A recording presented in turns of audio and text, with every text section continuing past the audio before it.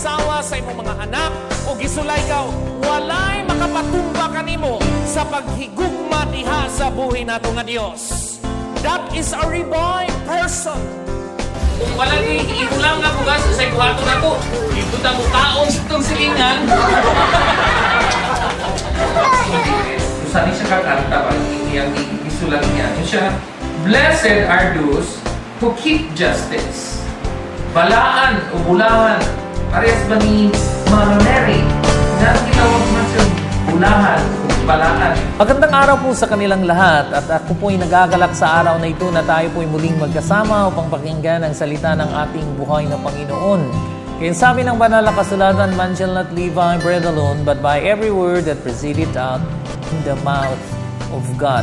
And I believe without a shadow of a doubt ay ipapatupad po ng Panginoon ang bawat na minimiti ng ating puso. Dahilan po ang sabi ng kanyang banal na kasulatan that His Word will not return to Him void, but it will accomplish what He had spoken to us.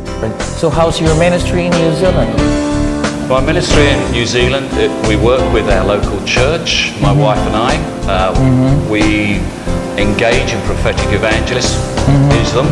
We go out on the streets and we will talk to people about the love of Jesus. Wow. We'll invite them home if they need a meal. And we just love sharing the love of God.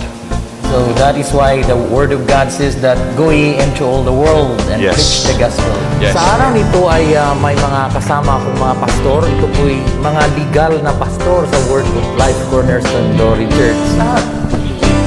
What can you say about this signs of the times na parating na po ang pagbalik ng ating Panginoon? There's somebody right now watching also in television that nangangailangan po siya ng financial breakthrough sa kaniyang buhay. Hallelujah.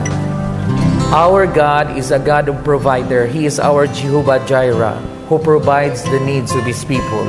And Father, you have seen the life of this watcher, O God, televiewer. Father, nangangailangan siya, Panginoon. I pray, Father, that you're going to supply the needs of this people, O God, right now, in Jesus' name. Stretch forth your hands towards this lady, O God, and touch her, O God, from the crown of her head to the sole of her feet, right now, in Jesus' name. And your blessings and prosperity shall come to you today. In Jesus' mighty name. In Jesus' mighty name.